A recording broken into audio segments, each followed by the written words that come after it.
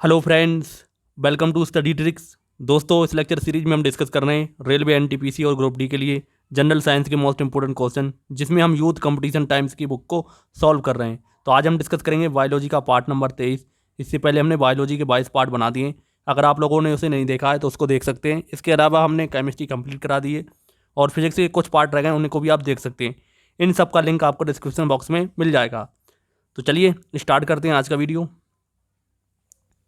हमारा पहला क्वेश्चन दिया गया है, बाष्पोत्सर्जन के द्वारा होता है। दोस्तों, बाष्पोत्सर्जन किसके द्वारा होता है? आपको ध्यान रखना है, रंध्र के द्वारा। ऑप्शन नंबर हमारा ए करेक्ट हो जाएगा। पौधों द्वारा अनावश्यक जल को वाष्प के रूप में शरीर से बाहर निकालने की क्रिया को हम क्या कहते हैं? बाष्पोत्सर्जन। तो आप इसको ध्यान रखेंगे, ऑप्शन नंबर ए करेक्ट हो जाएगा। अगला क्वेश्चन देखते हैं, पौधों में जलपास के रूप में जल की हानि को क्या कहा जाता है? दोस्तों, इसे हम क्या कहते हैं? बाष्पोत्सर्जन। ऑप्शन नंबर हमारा डी करेक्ट हो जाएगा। अगला क्वेश्चन देखते हैं, पौधे की पत्तियों में मौजूद रंध्रों के माध्यम से होने वाली जल हानि को क्या कहा जाता है? तो इसे क्या कहते हैं? बाष्पोत्सर्जन। तो आप देख सकते हैं, एक ही क्वेश्चन को अलग अलग तरह से पूछा जा सकता है, आपको ध्यान रखना है। नेक्स्ट क्वेश्चन दिया गया है, वन डैश द्वारा वातावरण में नमी को बढ़ाते हैं। तो कौन किससे बढ़ाते हैं? बाष्पोत्सर्जन के द्वारा। तो वन क्या करते हैं? बाष्पोत्सर्जन के द्वारा वातावरण में नमी को बढ़ा देते हैं। तो इसमें ऑप्शन नंबर हमारा सी करेक्ट हो जाएगा। अगला क्वेश्चन देखते हैं, डैश स्थितियों में बाष्पोत्सर्जन कम हो जाता है। तो किन स्थितियों में बाष्पोत्सर्जन कम हो जाता है? उच्च आर्द्रता में। ऑप्शन नंबर हमारा सी करेक्ट हो जाएगा, उच्च आर्द्रता। नेक्स्ट क्वेश्चन देखते हैं, पौधे की पत्तियों में पानी के बाष्पीकरण को क्या कहते हैं? फ्रेंड्स, पौधे की पत्तियों में पानी के बाष्पीकरण को हम क्या कहते हैं? आपको ध्यान रखना है, ट्रांसपिरेशन। ऑप्शन नंबर हमारा ये करेक्ट हो जाएगा, इसे हम कहते हैं ट्रांसपिरेशन। फ्रेंड्स, पेड़ पौधे मिट्टी के जिस जल से अवशोषण करते हैं, उससे केवल थोड़े से अंश का ही पादप शरीर में उपयोग होता है। तो इस चीज़ को भी आप ध्यान रखेंगे। नेक्स्ट क्वेश्चन देखते हैं, पौधों में डैश अवशोषण और ऊपरी गतिविधि में जड़ों से पत्तियों तक पानी और खनिजों के संचरण में मदद करता है। कौन करता है? बाष्पोत्सर्जन। तो पौधों में बाष्पोत्सर्जन, अवशोषण और ऊपरी गतिविधियों में जड़ों से पत्तियों तक पानी और खनिजों के संचरण में मदद करता है। ऑप्शन नंबर हमारा डी करेक्ट हो जाएगा। अगला क्वेश्चन देखते हैं, प्रकाश संश्लेषण के दौरान बने उत्पाद कौन से हैं? फ्रेंड्स, प्रकाश संश्लेषण के द्वारा जो उत्पाद बनते हैं कौन से होते हैं? ग्लूकोज, जल और ऑक्सीजन। ऑप्शन नंबर हमारा ए करेक्ट हो जाएगा। इस चीज़ को आप ध्यान रखेंगे। तो प्रकाश संश्लेषण की क्रिया में हरे पौधे कार्बन डाइऑक्साइड और जल के साथ सूर्य के प्रकाश की उपस्थिति में कार्बनिक भोज्य पदार्थों का संश्लेषण करते हैं। तो आप इसको ध्यान रखेंगे, ऑप्शन नंबर ए करेक्ट हो जाएगा। अगला क्वेश्चन देखते हैं, डैश पर पोषित पोषण की एक पद्धति नहीं है। तो कौन सी नहीं है? परजीवी। ऑप्शन नंबर हमारा ए करेक्ट हो जाएगा। तो परजीवी किसकी है? स्वचालित परपोषित की पद्धति नहीं है। इस चीज़ को आप ध्यान रखेंगे। अगला क्वेश्चन देखते हैं, निम्नलिखित में से कौन सी प्रक्रिया कार्बन डाइऑक्साइड वातावरण से हटाती है? तो फ्रेंड्स, कौन सी हटाती है? प्रकाश संश्लेषण। ऑप्शन नंबर हमारा ए करेक्ट हो जाएगा। पेड़ पौधे सूर्य की उपस्थिति में जल एवं वायुमंडलीय कार्बन डाइऑक्साइड के संयोग से प्रकाश संश्लेषण प्रक्रिया संपन्न करते हैं और ये वातावरण में ऑक्सीजन मुक्त करते हैं। तो इस चीज़ को आप ध्यान रखेंगे। अगला क्वेश्चन देखते हैं, किस प्रक्रिया में ऑक्सीजन वायु में मुक्त होगी? तो किस में होगी? प्रकाश संश्लेषण में। ऑप्शन नंबर हमारा ए करेक्ट हो जाएगा। इसको आप ध्यान रखेंगे, ऑक्सीजन मुक्त होगी और कार्बन डाइऑक्साइड ग्रहण होगी। अगला क्वेश्चन देखते हैं, प्रकाश संश्लेषण की प्रक्रिया में जारी होने वाला ऑक्सीजन कहाँ से आता है? तो कहाँ से आता है? आपको फ्रेंड्स ध्यान रखना है, पानी से। ऑप्शन नंबर हमारा डी करेक्ट हो जाएगा। नेक्स्ट क्वेश्चन देखते हैं, फोटोसिंथेसिस के किस स्तर पर ग्लूकोज का निर्माण होता है? दोस्तों, किस स्तर पर फोटोसिंथेसिस के किस स्तर पर ग्लूकोज का निर्माण होता है? तो केल्विन साइकिल पर। ऑप्शन नंबर हमारा बी करेक्ट हो जाएगा। पौधे सूर्य के प्रकाश की उपस्थिति में प्रकाश संश्लेषण के माध्यम से अपने भोजन का निर्माण करते हैं। तो इस चीज़ को आप ध्यान रखेंगे, ऑप्शन बी करेक्ट हो जाएगा।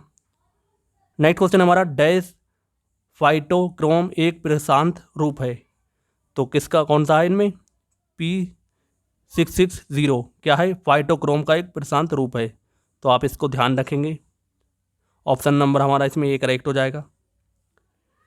नेक्स्ट क्वेश्चन देखते हैं, निम्नलिखित में से कौन सा प्रकाश संश्लेषण के लिए आवश्यक नहीं है? दोस्तों इनमें से कौन सा प्रकाश संश्लेषण के लिए आवश्यक नहीं है? ऑक्सीजन। ऑप्शन नंबर हमारा बी करेक्ट हो जाएगा। तो पौधों में जल, प्रकाश, पलहरित तथा कार्बन डाइऑक्साइड की उपस्थिति में कार्बोहाइड्रेट्स की निर्माण की प्रक्रिया को हम क्या कहते हैं? प्रकाश संश्लेषण। तो आपको ध्यान रखना है इस क्रिया में ऑक्सीजन क्या होती है? मुक्त होती है। तो इसमें लेकिन आपसे पूछा गया कि ऑक्सीजन इसके लिए प्रयुक्त मतलब ज़रूरी है या नहीं है, तो आपको ध्यान रखना है ऑक्सीजन इसके लिए ज़रूरी नहीं होती है, क्योंकि ऑक्सीजन क्या होती है? खुद मुक्त होती है। ऑप्शन नंबर इसमें हमारा बी करेक्ट हो जाएगा। नेक्स्ट क्वेश्चन दिया गया है, प्रकाश संश्लेषण के लिए आवश्यक नहीं है, तो क्या नहीं है? आपको बताया है भी, ऑक्सीजन। ऑप्शन नंबर हमारा इसमें ए करेक्ट हो जाएगा। तो किस तरह से क्रिया होती है एक बार आपको बता देता हूँ।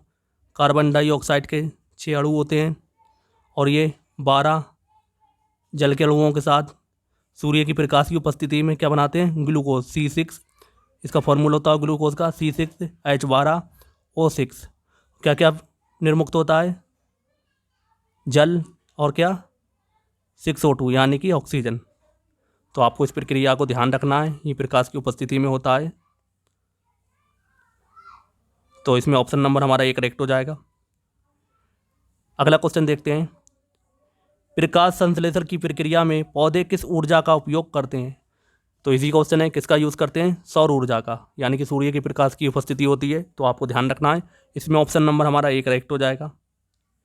अगला क्वेश्चन देखते हैं, प्रकाश संश्लेषण की प्रक्रिया में मदद करने के लिए हरी पत्तियों में कौन सा पदार्थ मौजूद होता है? दोस्तों कौन सा मौजूद होता है? क्लोरोफिल। ऑप्शन नंबर हमारा डी करेक्ट हो जाएगा, क्लोरोफिल। आप इसको ध्यान रखेंगे। नेक्स्ट क्वेश्चन देखते हैं, पौधों में शर्करा का सामान्य प्रवाही रूप है, तो क्या है? आपको ध्यान रखना है, सुक्रोज। ऑप्शन नंबर इसमें हमारा सी करेक्ट हो जाएगा। तो पौधों में शर्करा का सामान्य प्रवाही रूप क्या होता है? सुक्रोज। ध्यान रखेंगे आप इसे। अगला क्वेश्चन हमारा, डैश ऑक्सीजन की मदद से होता है और ये ग्लूकोज के कार्बन डाइऑक्साइड और जल के पूर्ण विघटन के लिए जिम्मेदार है। तो कौन जिम्मेदार है? आपको ध्यान रखना है, ऑक्सीश्वासन। तो ऑक्सीश्वासन ऑक्सीजन की मदद से होता है, आपको ध्यान रखना है। और ये ऑक्सीकरण द्वारा ग्लूकोज को कार्बन डाइऑक्साइड और जल में पूर्ण विघटन के लिए जिम्मेदार होता है। तो इस चीज़ को आप ध्यान रखेंगे। इसमें ऑप्शन नंबर हमारा सी करेक्ट हो जाएगा। अगला क्वेश्चन है हमारा, ऑक्सीजन का उपयोग करके पाइरूवेट का विभाजन डैश में होता है, तो किस में होता है? माइटोकॉन्ड्रिया में। ऑप्शन नंबर हमारा बी करेक्ट हो जाएगा। तो माइटोकॉन्ड्रिया में ऑक्सीजन की उपस्थिति में पाइरूविक अम्ल का विघटन का पूर्ण ऑक्सीकरण होता है, जिससे कार्बन डाइऑक्साइड और जल बनता है।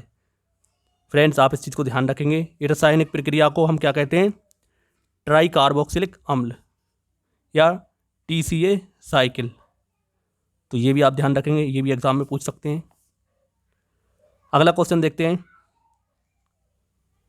निम्नलिखित में से कौन सा जीव विज्ञान में कोशिकाओं का ऊर्जा स्रोत है?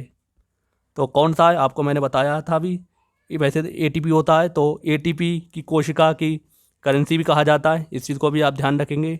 तो इसे आप ध्यान रखेंगे, इसकी फुल फॉर्म होती है एडिनोसिन ट्राईफॉस्फेट यानी कि ATP। तो ये कार्बनिक यौगिक है जिसमें कोशिका को ऊर्जा प्राप्त होती है, आप इस चीज़ को ध्यान रखेंगे। ऑप्शन नंबर हमारा डी करेक्ट हो जाएगा। नेक्स्ट क्वेश्चन देखते हैं, निम्नलिखित में से किस प्रक्रिया के दौरान बहुत मात्रा में ऊर्जा बाहर निकलती है? तो किस में निकलती है? वायु श्वसन में या एरोबिक रेस्पिरेशन में? ऑप्शन नंबर हमारा सी करेक्ट हो जाएगा। तो वायु श्वसन यानी कि एरोबिक रेस्पिरेशन प्रक्रिया के दौरान बहुत मात्रा में ऊर्जा बाहर निकलती है, तो आप इसे ध्यान रखेंगे। वायु श्वसन एक जैव रासायनिक प्रक्रिया है जिसके फलस्वरूप ऊर्जा एवं कार्बन डाइऑक्साइड का निर्माण होता है। इस ऊर्जा का रासायनिक ऊर्जा ATP के रूप में संग्रहित कर लिया जाता है, जबकि कार्बन डाइऑक्साइड वातावरण में मुक्त कर दी जाती है। तो इसके बारे में ये पॉइंट्स भी ध्यान रखेंगे। नेक्स्ट क्वेश्चन देखते हैं, निम्न में से किस प्रक्रिया में ऊष्मीय ऊर्जा निर्मित होती है? तो किस में होती है? श्वसन में।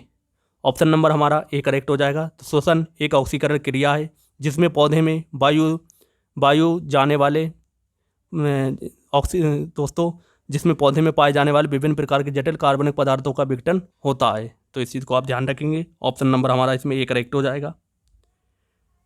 नेक्स्ट क्वेश्चन दिया गया है, डैश प्रक्रिया रासायनिक ऊर्जा को तापीय ऊर्जा में परिवर्तित करती है। तो कौन करती है? श्वसन। तो श्वसन प्रक्रिया रासायनिक ऊर्जा को तापीय ऊर्जा में परिवर्तित कर देती है। ऑप्शन नंबर इसमें हमारा ए करेक्ट हो जाएगा। अगला क्वेश्चन देखते हैं, श्वसन का पहला चरण ग्लूकोज का डैश में विघटन है। तो श्वसन का पहला चरण ग्लूकोज का किस में विघटन है? पाइरूवेट में।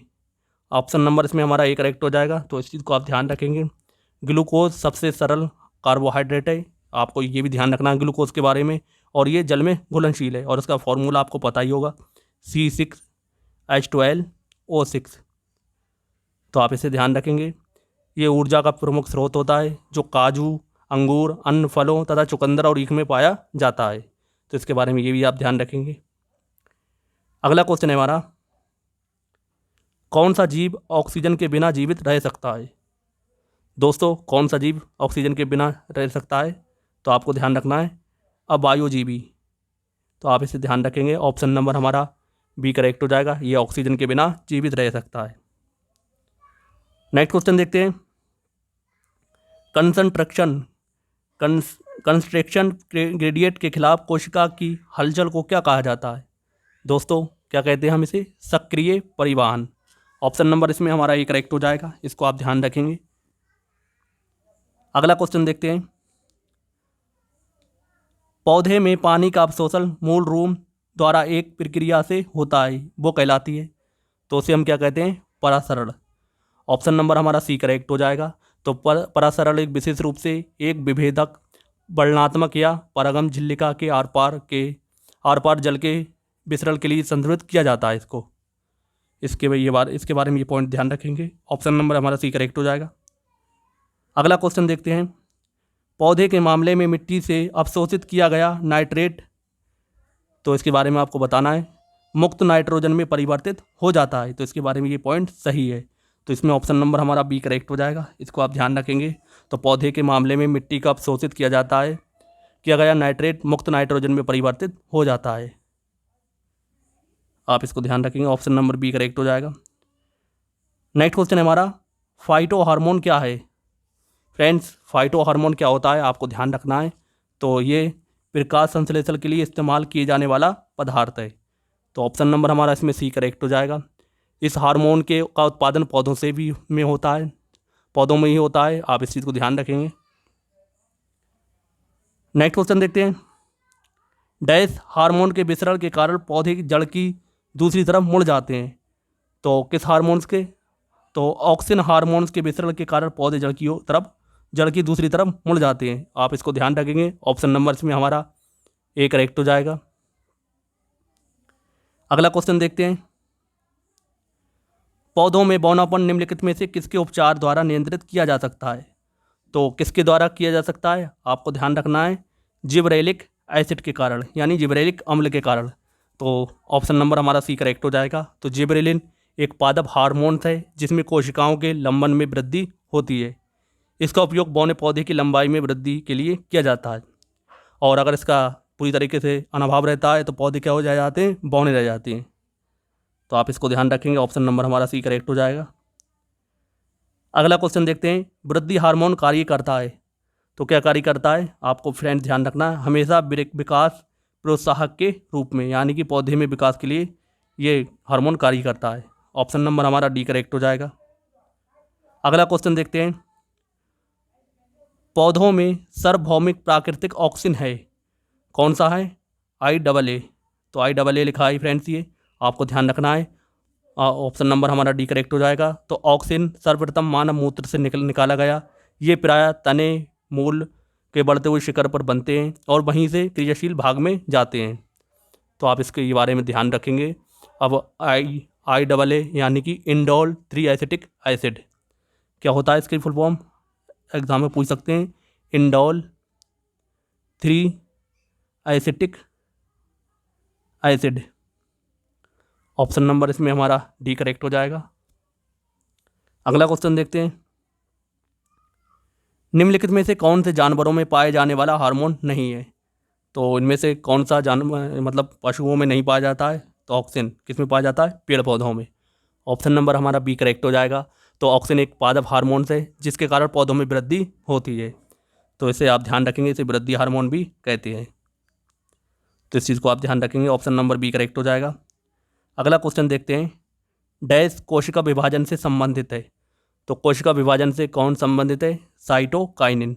ऑप्शन नंबर हमारा डी करेक्ट हो जाएगा। तो साइटोकाइनिन हार्मोन की खोज किसने की थी? आपको ध्यान रखना है, तो एग्जाम में पूछा जा चुका है, मिलर ने। कब की थी? 1955 में। तो आप इसको भी ध्यान रख सकते हैं, हो सकता है एग्जाम में पूछ लें, तो आप इसे ध्यान रखें। फ्रेंड्स, काइटेनिन और जीटेनिन रसायनिन साइटोकाइनिन के कार्य करते हैं। इसका प्रमुख कार्य क्या होता है? कोशिका विभाजन के लिए प्रेरित करना। तो आप इसको ध्यान रखेंगे, ऑप्शन डी करेक्ट हो जाएगा। अगला क्वेश्चन है हमारा, जेटिन का उत्पादन डैश में होता है, इसे यहाँ जाइलम डैश तक पहुँचाया जाता है जहाँ ये कोशिका विभाजन को बढ़ावा देता है। तो इसमें कौन सा ऑप्शन करेक्ट हो जाएगा? तो जेटिन साइटोकाइनिन कुल का हार्मोन होता है जिसका उत्पादन कहाँ होता है? जड़ों में। और ये पौधों के पार्श्व भाग टहनियों में किस में वृद्धि करता है? टहनी में। इसे टहनी तक पहुंचाया जाता है। तो इसमें ऑप्शन नंबर हमारा बी करेक्ट हो जाएगा। इसमें पहले में जड़ें आएगा, दूसरे में क्या आएगा? टहनी। तो आप इसको ध्यान रखेंगे। अगला क्वेश्चन देखते हैं, निम्नलिखित में से कौन रंध्रों के बंद होने पर पत्तियों के गिरने में मदद करता है? कौन करता है फ्रेंड्स? आपको ध्यान रखना है, एब्सिसिक अम्ल। ऑप्शन नंबर हमारा ए करेक्ट हो जाएगा। तो एब्सिसिक अम्ल वृद्धि रोधक का कार्य करते हैं, अर्थात ये पादप हार्मोन वृद्धि को रोकते हैं। तो इस चीज़ को आप ध्यान रखेंगे, ये पौधे की वृद्धि के लिए क्या करते हैं? वृद्धि को रोक देते हैं। अगला क्वेश्चन देखते हैं, निम्न में से कौन सा पादप हार्मोन वृद्धि को रोकता है? तो अब अभी आपको बता भी चुका हूँ कौन रोकता है, एब्सिसिक अम्ल। ऑप्शन नंबर हमारा सी करेक्ट हो जाएगा, इसको आप ध्यान रखेंगे। अगला क्वेश्चन देखते हैं, डैश कोशिका विभाजन को बढ़ावा देता है। फ्रेंड्स, कोशिका विभाजन को कौन बढ़ावा देता है? साइटोकाइनिन्स। ऑप्शन नंबर हमारा सी करेक्ट हो जाएगा। तो ये किसे कोशिका के विभाजन को बढ़ावा देता है पौधों के अंदर। अगला क्वेश्चन देखते हैं, डैश पौधों में कोशिका वृद्धि और कोशिका विभेदीकरण को बढ़ावा देता है। तो कौन देता है? आपको ध्यान रखना है इसमें फ्रेंड्स ऑप्शन नंबर हमारा ए करेक्ट हो जाएगा, साइटोकाइनिन्स। अगला क्वेश्चन देखते हैं, पौधों में स्वतंत्र होने वाला वो हार्मोन जिसके कारण उसका तना सूरज की रोशनी की ओर झुकता है कहलाता है। तो उसे हम क्या कहते हैं? ऑक्सिन। ऑप्शन नंबर हमारा डी करेक्ट हो जाएगा, इसको आप ध्यान रखेंगे। नेक्स्ट क्वेश्चन देखते हैं, डैश पादप हार्मोन नहीं है। तो इनमें से कौन सा पादप हार्मोन नहीं है? आपको ध्यान रखना है, एड्रीनेलिन। तो ये किस में पाया जाता है? जंतुओं के अंदर। ऑप्शन नंबर हमारा ए करेक्ट हो जाएगा। तो ये मनुष्यों के अंदर अधिवृक्क ग्रंथि से निकलता है। और लड़ो और भागो हार्मोन भी इसको हम कहते हैं, किसे? एड्रीनल को। इसके बारे में आपको ध्यान रखेंगे। बाकी ऑक्सिन, जिब्रेलिन, एब्सिसिक अम्ल ये क्या हैं?